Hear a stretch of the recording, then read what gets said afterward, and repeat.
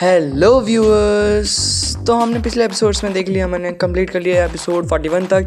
तो इस एपिसोड में हम देखेंगे episode number 42। Let's start it. हम देखते हैं कि डाइयाओहेन ने यहाँ पर अपने राइनोसोरस ब्लेड का इस्तेमाल करते हुए जियान पर अटैक कर दिया था। दूसरी तरफ जियाओ टाओ भी अपने लेवल 6 की मार्शल आर्ट टेक्निक्स को एक्टिवेट कर लेती है, जिन टेक्निक्स की वजह से बेशक मुश्किल से ही सही, लेकिन यहाँ शेक एकेडमी इस राउंड को जीत चुकी थी। अब आगे तो नेक्स्ट एपिसोड की शुरुआत यहाँ बिल्कुल उसी सीन से शुरू होती है, जहाँ होस्ट ने अनाउंसमेंट कर दी थी कि इस राउंड के विनर है 7 शेक डेविल्स। स्टार लुआ एम्पायर के एम्परर यहाँ पर 7 शेक डेविल्स की पावर्स देखते हुए कहते हैं कि अच्छा, तो ये है शेक्स की रियल पावर। दूसरी तरफ हम लोग सन मून रॉयल एकेडमी के रूलोंग को देखते हैं, जो कि अपने दोस्तों से कहता है कि क्या तुम लोगों ने वो थंडर कैनन देखा? ऐसा लग रहा था जैसे कि वो काफी जरा बड़ा हो, जिस पर होंगचेन जवाब देते हुए कहता है कि हाँ, तुम्हारी बात बिल्कुल सही है। वो कैनन साइज भी काफी जरा बड़ा था और इसे देखकर ऐसा लगता है जैसे कि उन लोगों ने हमारी कॉपी की थी। लेकिन जब मैंने थोड़ा करीब से नोट किया तो मैंने ये बात महसूस की कि उन लोगों का ये थंडर कैनन बहुत ही ज्यादा बेकार है, क्योंकि इस थंडर कैनन को एक्टिवेट करने और कंट्रोल करने के लिए उन लोगों ने कई सारे लोगों का इस्तेमाल किया था। जो सुनकर रूलोंग जवाब देते हुए कहता है कि बेशक तुम्हारी बात ठीक है, लेकिन हम लोगों ने शेक एकेडमी की रियल पावर तो देख ली।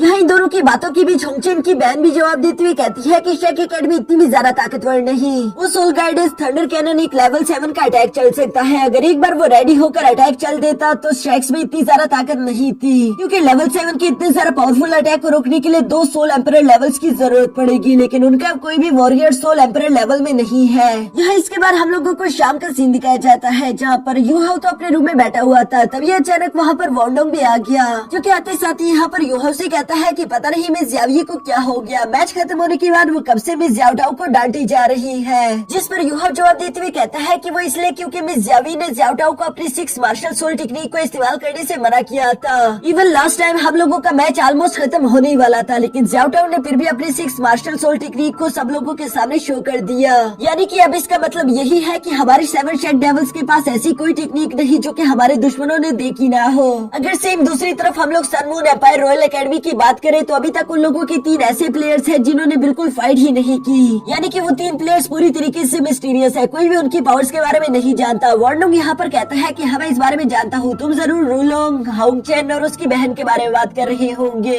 वैसे तुम्हारी बात बिल्कुल सही है, हम लोग उनकी एबिलिटीज के बारे में कुछ भी नहीं जानते। जो सुनकर यूहो भी यहाँ पर थोड़ा सा परेशान दिखाई दे रहा था। तभी अचानक वॉन्डोंग अपनी जगह पर खड़ा होकर कहता है कि वैसे मैं कुछ सोच रहा हूँ, तुम्हें भी पता है कि तुम्हारे पास 2 मार्शल सोल्स है, और मैं भी इस बात को अच्छे से जानती हूँ कि मेरे पास भी 2 ही मार्शल सोल्स है। तो हम लोगों ने पहली दफा अपने दोनों एक मार्शल सोल का इस्तेमाल करते हुए फ्यूज किया था, जिसकी वजह से हम लोग golden road fusion technique create कर पाए थे। अभी जो मेरे मन में सवाल है वो यही है कि अगर हम लोग अपने दूसरे मार्शल सोल को एक दूसरे के साथ फ्यूज करें तो हो सकता है कि हम लोग एक दूसरी फ्यूजन स्किल भी क्रिएट कर पाए। यहाँ वॉन्डोंग की ये बात सुनकर तो यूहो भी थोड़ा सा सरप्राइज हो गया। तभी अचानक हम देखते हैं कि वहाँ पर मिस जियावी आ चुकी थी, जो कि वॉन्डोंग से कहती है कि तुमने बिल्कुल सही कहा, लेकिन असल में तुम दोनों 2 मार्शल सोल फ्यूजन टेक्निक नहीं बल्कि 4 martial soul fusion techniques create कर सकते हो, क्योंकि तुम दोनों के पास ही 2 मार्शल सोल्स है, जो कि मिलकर 4 मार्शल सोल फ्यूजन स्किल्स बन जाएंगे। ये सुनकर तो यूहो काफी जरा खुश हो गया। वो मिस जियावी की तरफ आते हुए कहता है कि अगर ये बात सच हुई तो फिर तो हम लोग किसी सोल एम्परर लेवल के वॉरियर को भी हरा पाएंगे। मिस जियावी हमें सर हिलाती है, साथ ही वो इन लोगों को बताती है कि अभी के लिए हमारी 7 शेक डेविल्स क्वार्टर फाइनल में फाइट कर रही है, यानी कि तुम लोगों के पास सेमीफाइनल आने से पहले थोड़ा सा वक्त है। अगर तुम लोग चाहो तो इस टाइम में तुम लोग अपनी सोल फ्यूजन टेक्निक को क्रिएट करने के लिए सारा टाइम लगा सकते हो। तब तक तुम लोगों के बाकी के टीममेट्स फाइट लड़ते हुए जीतने की कोशिश करेंगे। यूहो तो उनकी बातें सुनकर बहुत ही ज्यादा एक्साइटेड हो गया और वो वॉन्डोंग से कहता है कि चलो हम लोग अभी से स्टार्ट करते हैं। ये कहते हुए यूहो और वॉन्डोंग अपने रूम में बैठकर एक न्यू सोल फ्यूजन स्किल को क्रिएट करने की कोशिश शुरू कर चुके थे। मिस जियावी भी ये देखकर मन ही मन में मुस्कुरा रही थी। इसके बाद हम देखते हैं कि यूहो और वॉन्डोंग यहाँ दिन रात मेहनत करते हुए इसी तरह से कोशिश कर रहे थे, जबकि उनके बाकी के दोस्त भी फाइट करते हुए राउंड्स पर राउंड्स जीतते हुए सेमीफाइनल की तरफ बढ़ते जाते हैं। यहाँ यूहो और वॉन्डोंग को इतनी ज्यादा मेहनत करने के बावजूद भी निराशा ही मिलती जा रही थी, लेकिन वो लोग हार नहीं मानते और इसी तरह से प्रैक्टिस करते करते अचानक से हम देखते हैं कि यहाँ यूहो को बहुत ही ज्यादा पेन हुआ। वो अचानक ही दर्द से चिल्लाते हुए फौरन अपना सर पकड़ लेता है। दूसरी तरफ सीन शिफ्ट होकर यहाँ प्रिंसेस जूमी पर आ गया, जिनके पास उनकी एक सर्वेंट एक अजीब तरह का आर्टिफैक्ट ले आई थी और वो यहाँ पर मिस जूमी को बताती है कि आपने ये आर्टिफैक्ट मंगवाया था ना, जिसे हमने ऑक्शन हाउस में काफी मुश्किलों से ढूंढा। मिस जूमी तो इस आर्टिफैक्ट को देखकर खुश होते हुए कहती है कि अब हमारी स्टार लूवो नेशनल एकेडमी को कोई नहीं हरा पाएगा, हमारी जीत पक्की है। ये कहते हुए वो मुस्कुरा रही थी जब किसी के साथ सीन शिफ्ट होकर वापस से यूहाओ पर आ गया, जो कि बेहोशी की हालत में पड़ा हुआ था। तभी वॉन्डोंग उसे होश में ले आता है। जहाँ युहाओ के होश में आते साथ ही वर्नो खुश होते हुए उससे कह रहा था कि हम दोनों ने कर दिखाया, हम दोनों कामयाब हुए। युहाओ को तो कुछ भी समझ नहीं आ रहा था कि आखिर वर्नो क्या कह रहा है। जैसे उसने अपनी आंखें खोलकर चारों तरफ देखते हुए अपने रूम का हशर देखा, वो भी समझ गया क्योंकि इन लोगों की रूम की हालत तो बदतर से बदतर हो चुकी थी। तभी अचानक वहाँ पर मिस यावी भी आ जाती है, जिसे देखकर वर्नो और युहाओ तो घबरा चुके थे कि अब वो हमें डांटेगी, लेकिन मिस यावी यहाँ पर इन लोगों को डांटती नहीं, बल्कि वो खुश होते हुए यहाँ इन दोनों से कहती है कि चलो इकट्ठा हो जाओ, टीम मीटिंग होने वाली है। ये सुनकर युहाओ और वर्नो में मिस यावी के पीछे रवाना हो गए। अब इसके बाद हम लोगों को यहाँ पर मीटिंग का सीन दिखाया जाता है, जहाँ पर मिस यावी बताती है कि टोटल 4 एकेडमीज है जो कि सेमीफाइनल तक खुद को पहुंचा पाई। उन 4 एकेडमीज में से सबसे पहले है सनमून रॉयल एकेडमी, जो कि लगातार ऐसे मैचेस जीतते हुए सेमीफाइनल में आई जैसे कि उसे कोई भी मुश्किल नहीं हो रही हो। हम लोग भी अच्छे से सनमून रॉयल एकेडमी की स्ट्रेंथ के बारे में तो जानते ही होंगे। दूसरी बारी आती है डियाओ एकेडमी की। डियाओ एकेडमी भी काफी ज्यादा स्ट्रॉन्ग गिनी जाती है, क्योंकि डियाओ एकेडमी का जो लीडर है वो एक 6 रिंग सोल एम्परर लेवल का वॉरियर है। तीसरे नंबर पर जो आती है वो है स्टार लुवो नेशनल एकेडमी, जो कि यहाँ इस कंपटीशन को होस्ट भी कर रही है। उनके बारे में तो मुझे आप लोगों को कुछ ज्यादा बताने की जरूरत नहीं। और लास्ट पर आते हैं हम लोग शेक एकेडमी, जो कि सबसे ज्यादा कमजोर है, क्योंकि हम लोगों को सेमीफाइनल तक पहुंचने में काफी ज्यादा स्ट्रगल करना पड़ा। मिस यावी की ये बातें सुनकर तो वहाँ पर मौजूद वो सब लोग ही काफी ज्यादा उदास हो चुके थे, पर तभी अचानक मिस यावी यहाँ इन लोगों को मोटिवेट करने के लिए गुस्सा होते हुए कहती है कि जो मैं कहने वाली हूँ उसे कान खोल कर सुनो। पिछले 10,000 साल से ये सोल फाइटिंग कंपटीशन यहाँ पर होता आ रहा है, जिनमें 7 शेक डेविल्स आज तक नहीं हारे, फिर चाहे उनके दुश्मन स्ट्रॉन्ग हो या फिर नहीं। इस बार भी हम लोग बिल्कुल नहीं हारेंगे, चाहे फिर हम लोगों को अपनी जान ही क्यों ना दांव पर लगानी पड़े। मिस यावी के चेहरे पर इतना ज्यादा कॉन्फिडेंस देखकर तो 7 शेक डेविल्स भी अचानक से मोटिवेट हो गए और वो लोग कहते हैं कि हाँ, हम लोग नहीं हारेंगे। इसके बाद आखिरकार हम लोगों को यहाँ पर सेमीफाइनल राउंड वाला दिन दिखाया जाता है, जहाँ सब लोग इस सेमीफाइनल मैच देखने के लिए बहुत ही ज्यादा एक्साइटेड थे। स्टार लुवो एम्पायर के एम्परर भी यहाँ पर इन सब लोगों के सामने कहता है कि हम लोगों ने इस कंपटीशन को अच्छे से होस्ट करवाया। अब तक तो सब कुछ बिल्कुल सही चल रहा था, लेकिन आगे भी सेफ्टी मेंटेन करने के लिए हम लोगों ने यहाँ पर इंपीरियल प्रोटेक्टर डूलो हुआंग जिंगजू को बुलवाया है, जो कि आगे से इस कंपटीशन के रेफरी होंगे, ताकि हर एक चीज अच्छे से चल पाए। यहाँ मास्टर हुआंग जिंगजू को देखकर तो वहाँ पर कुछ लोग शौक हो गए, क्योंकि वो जानते थे कि मास्टर जिंगजू कितने ज्यादा पावरफुल है। दूसरी तरफ मास्टर जिंगजू होस्ट बनते हुए कहते हैं कि चलो वो 4 एकेडमीज जो कि यहाँ पर सेमीफाइनल तक पहुँच चुकी है, मैं चाहता हूँ कि आप सब उन लोगों के लिए तालियां बजाओ और वो सब लोग यहाँ स्टेज पर आ जाए। मास्टर जिंगजू की बात सुनकर तो सब लोग ऐसा ही करते हैं और बारी बारी करके हर एक एकेडमी ने स्टेज की तरफ आना शुरू कर दिया था। और जैसे ही वहाँ पर star Luvo national academy stage की तरफ आने की कोशिश करती है, ऑडियंस तो पूरी तरीके से पागल हो चुकी थी, क्योंकि ये ऑडियंस भी तो स्टार लुवो एम्पायर की है। ब्रदर जो सेंशी तो ये देखकर जेलस होते हुए कहता है कि यार ये कंपटीशन अगली बार हम लोग अपने घर में करवाएंगे। दूसरी तरफ तभी अचानक सारी ऑडियंस यहाँ पर प्रिंसेस जूमी का नाम चिल्लाना शुरू कर देती है, क्योंकि प्रिंसेस जूमी यहाँ स्टार लुवो नेशनल एकेडमी की लीडर थी। ये देखकर ज़्याओ सरप्राइज होते हुए कहती है कि क्या प्रिंसेस जूमी भी यहाँ पर फाइट करेगी, जिस पर मिस यावी बताती है कि हाँ, प्रिंसेस जूमी काफी ज्यादा बेहतरीन वॉरियर है। उसके पास एक यूनिक मार्शल सोल है जिसे कहते हैं क्राउन ऑफ स्टार्स। इस क्राउन ऑफ स्टार्स के कई सारे काम है, ये अटैक, डिफेंस, इवन की सपोर्ट भी प्रोवाइड करता है। इसीलिए मिस जूमी अपने इस यूनिक मार्शल सोल के साथ एक जबरदस्त वॉरियर बनकर दिखा सकती है। दूसरी तरफ हम मास्टर जिंगजू को देखते हैं, जो कि यहाँ पर चारों एकेडमीज के लीडर को अपने सामने बुलवा लेता है, क्योंकि वो उनका लॉटरी के हिसाब से डिसाइड करने वाला था कि कौन सी टीम किसके साथ फाइट करेगी। और यहाँ लॉटरी की मदद से डिसाइड भी हो चुका था कि सबसे पहली फाइट होने वाली है Shake academy versus star Luvo national academy की, और दूसरी सेमीफाइनल फाइट होने वाली है स्टार मून रॉयल एकेडमी की डियाओ एकेडमी के साथ। जो एकेडमीज भी इन दोनों फाइट्स के दरमियान जीतेगी उन्हीं का आपस में फाइनल होगा। यहाँ इसके बाद हम देखते हैं कि शेक एकेडमी फाइट करने के लिए स्टार लुवो नेशनल एकेडमी के बिल्कुल सामने आ चुकी थी, जहाँ पर दोनों ही टीम्स के वॉरियर अपनी अपनी पावर्स एक्टिवेट करना शुरू कर देते हैं। मिस यावी ने तो यहाँ पर पहले ही अपने टीममेट्स को समझा दिया था कि चाहे कुछ भी हो जाए तुम लोगों को वर्नो और युहाओ को प्रोटेक्ट करके रखना होगा,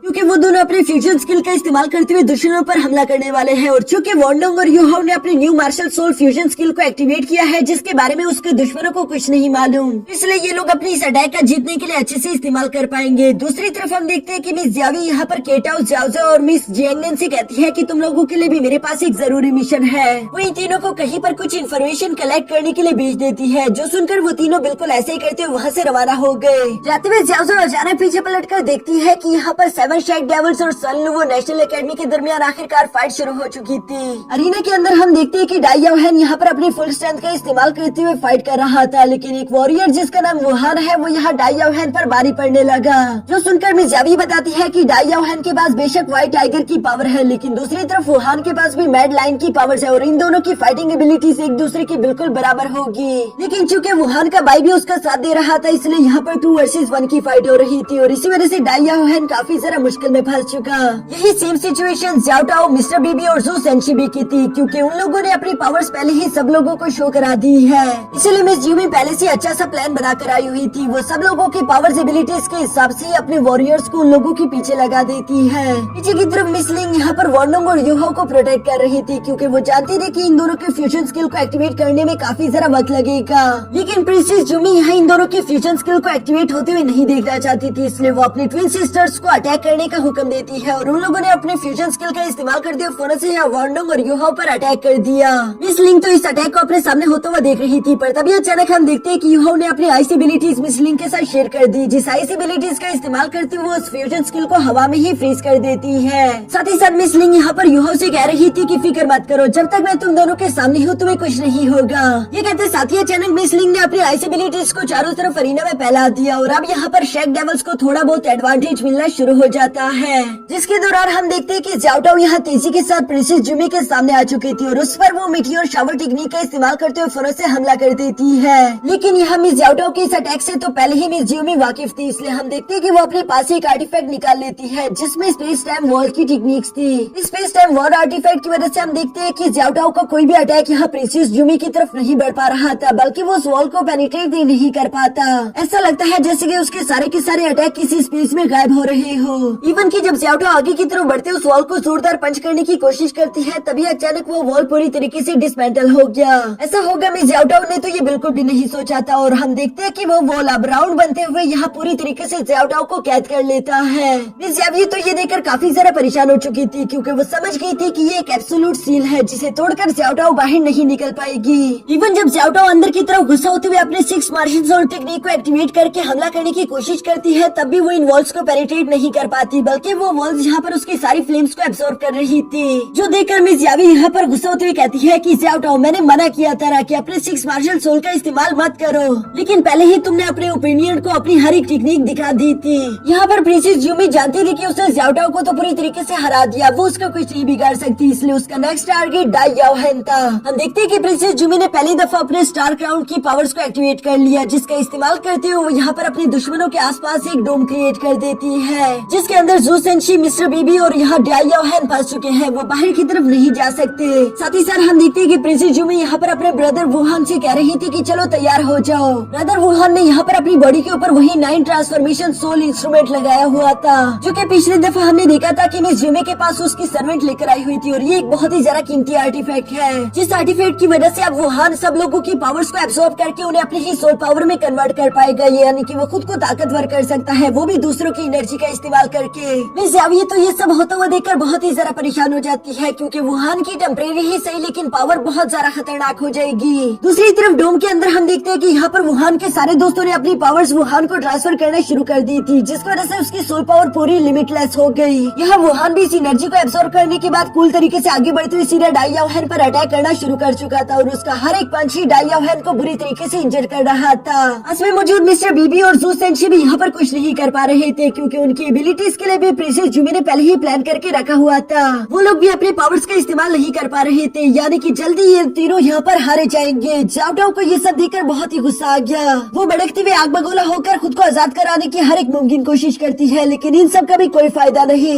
यहाँ पर ये सारी सिचुएशन देखकर ऐसा लग रहा था जैसे कि प्रिंसेस ज्यूमी जानती थी कि फ्यूचर में क्या होगा, वो हर एक प्लान के लिए पूरी तरीके से रेडी थी। दूसरी तरफ बाहर मौजूद वॉर्नोंग और यूहो यहाँ पर अपने फ्यूजन स्किल का इस्तेमाल करते हुए प्रिंसेस ज्यूमी के डोम को तोड़ने के लिए उस पर अटैक कर देते हैं, लेकिन प्रिंसेस ज्यूमी को इस बात से कोई फर्क नहीं पड़ रहा था, क्योंकि वो ये बात अच्छे से जानती थी कि इन लोगों का ये गोल्डन रोड टेक्निक मेरे डोम पर असर नहीं करेगा। प्रिंसेस ज्यूमी यहाँ पर वॉर्नोंग और यूहो से कहती है कि तुम दोनों बिला वजह ही मेहनत कर रही हो, मेरे इस डोम को तोड़ने के लिए तुम दोनों का ही लेवल 58 होना चाहिए था, लेकिन ऐसा कुछ नहीं होने वाला। ये कहते हुए वो वहीं पर मुस्कुरा रही थी, और उसकी ये बात बिल्कुल सच थी, क्योंकि गोल्डन रोड टेक्निक का यहाँ उस डोम पर कोई असर नहीं हुआ। बाहर मौजूद ऑडियंस ये देखकर हैरान होते हुए कह रही थी कि क्या यहाँ पर शेक एकेडमी का खेल खत्म हो गया, वो लोग यहाँ पर क्या हार चुके हैं। इवन की मिस ज्यूमी भी यहाँ पर वॉर्नोंग और यूहो से कह रही थी कि तुम दोनों का फ्यूजन स्किल खत्म हो गया, पर तभी अचानक वॉर्नोंग और यूहो जवाब देते हुए कहते हैं कि नहीं, फ्यूजन स्किल की तो ये सिर्फ अभी शुरुआत है। ये कहते साथ ही अचानक यूहो और वॉर्नोंग अपने न्यू मार्शल सोल फ्यूजन को एक्टिवेट करना शुरू कर देते हैं, जिसके लिए हम देखते हैं कि वॉर्नोंग अपने होंगटियान हैमर को बाहर निकाल चुका था। दूसरी तरफ यूहो युहो भी यहाँ पर अपने आइस जेट स्कॉर्पियन एम्प्रेस को उसके हॉन्टियर हैमर के साथ फ्यूज करवा देता है। इन दोनों के इस मार्शल सोल फ्यूजन की वजह से एक न्यू कोल्ड हैमर क्रिएट हो गया था, जो कि दिखने में काफी ज्यादा पावरफुल और खतरनाक दिखता है। इस new emperor hammer fusion technique की वजह से हम देखते हैं कि वो काफी कूल तरीके से फौरन अपने सामने मौजूद उस डोम पर हमला कर देते हैं, जो देखकर तो एम्परर और इवन की में ज्यावी भी सरप्राइज रह गई थी। चारों तरफ अरीना में काफी ज्यादा एनर्जी फ्लक्चुएट कर रही थी, जबकि ऑडियंस भी बहुत ही बेचैन होते हुए यही सोच रही थी कि आखिर कौन सा अटैक जीतेगा। प्रिंसेस जूमी तो यहाँ पर परेशान होते हुए अपने मन में यही सोच रही थी कि आखिर वो क्या करे, क्योंकि उसने इस फ्यूजन स्किल के बारे में तो कोई भी प्लान नहीं क्रिएट किया। अचानक से हम देखते हैं कि सामने से उसके डोम में क्रैक्स पड़ने शुरू हो गए थे और यहाँ पर वो एम्परर हैमर टेक्निक उसके डोम को पूरी तरीके से पेनिट्रेट कर देता है, जो देखकर मास्टर जिंगजू और एम्परर तो काफी परेशान हो गए थे, जबकि प्रिंसेस जावी को ये देखकर खुशी हो रही थी। दूसरी तरफ हम देखते हैं कि इस अटैक की वजह से प्रिंसेस जूमी को काफी गहरी चोटें लग जाती है। इस एम्परर हैमर फ्यूजन टेक्निक की वजह से हम देखते हैं कि योहो और वॉन्डोंग दोनों काफी ज्यादा थक चुके थे, लेकिन अभी ये सब खत्म नहीं हुआ। हम देखते हैं कि योहो ने एक बार फिर से इसी एम्परर हैमर टेक्निक का इस्तेमाल करते हुए प्रिंसेस जूमी और उसके दोस्तों पर अटैक कर दिया, जो अटैक तो काफी ज्यादा खौफनाक लग रहा था। इस अटैक की वजह से प्रिंसेस जूमी और उसके दोस्तों की जान जा सकती थी, इसलिए हम देखते हैं कि मास्टर जिंगजू तेजी के साथ सामने आते हुए इस हैमर अटैक को ब्लॉक कर देते हैं। इवन वो एक डोलो लेवल के मास्टर डोज के बावजूद भी उस अटैक से थोड़े से पीछे की तरफ घसीटे गए। चारों तरफ इस अटैक को ब्लॉक करने के बावजूद भी एनर्जी फैल चुकी थी। एम्परर काफी ज्यादा परेशान हो गए, वो अपनी बेटी को जिंदा और सलामत देखना चाहते थे। दूसरी तरफ अरीना में हम देखते हैं कि मास्टर जिंगजू भी प्रिंसेस जूमी से कहता है कि मुझे नहीं लगता कि आप आगे फाइट कंटिन्यू करना चाहोगे, जिस पर प्रिंसेस जूमी ने निराशा के साथ हाँ में सर हिला दिया था। और मास्टर जिंगजू यहाँ पर सब लोगों के सामने अनाउंसमेंट करते हुए कहते हैं कि इस राउंड के विनर है शेक एकेडमी, यानी कि 7 शेक डेविल्स अब फाइनल राउंड में पहुंच चुके हैं, जो सुनकर तो वो लोग काफी ज्यादा खुश हो गए। ऑडियंस में जो कुछ लोग स्टार लुवो नेशनल एकेडमी को दिल से सपोर्ट कर रहे थे, वो लोग इस रिजल्ट से खुश नहीं थे, लेकिन बाकी के सब लोग जो कि 7 शेक डेविल्स को सपोर्ट कर रहे थे, वो लोग यहाँ सेलिब्रेट करते हैं। अभी दूसरी तरफ अरीना में हम देखते हैं कि ज़्याओटाओ यहाँ काफी बुरी कंडीशन में युहो के पास आ गई और वो युहो से कहती है कि मेरी मदद करो, क्योंकि युहो ही सिर्फ वो इंसान है जो कि ज़्याओटाओ की इवल फायर को उससे सरप्राइज करने में मदद कर सकता था। दूसरी तरफ हम देखते हैं कि ज़्याओज़ाओ, मिस जैंगनर और केटाओ भी यहाँ पर अपने मिशन को पूरा करके वापस आ चुके थे। जहाँ वापस आने के बाद ज़्याओज़ाओ मिस जावी से कहती है कि आपने हमें जो सन मून रॉयल एकेडमी और डियाओ एकेडमी के बारे में इन्फॉर्मेशन लाने को भेजा था, हम वो लोग ले आए। तब तक इन लोगों के बाकी के टीममेट्स भी वहाँ पर आ चुके थे। ज़ूसेंशी तो आते साथ ही यहाँ पर जियांगनेन से कहता है कि अरे यार तुम कहाँ पर चली गई थी, मेरी हीरोइक एंट्री तो तुमने देखी ही नहीं। जबकि मिस जावी जानती थी कि उन लोगों का यहाँ पर ज्यादा देर रुकना बेहतर नहीं, वो इस प्लान को होटल में जाकर डिस्कस करना चाहते थे, इसलिए वो अपने टीममेट से कहती है कि चलो होटल की तरफ चलो। ये सुनकर सब लोग वहाँ अरीना से होटल की तरफ रवाना हो गए और इसी के साथ हमारा ये एपिसोड यहीं पर खत्म हो जाता है।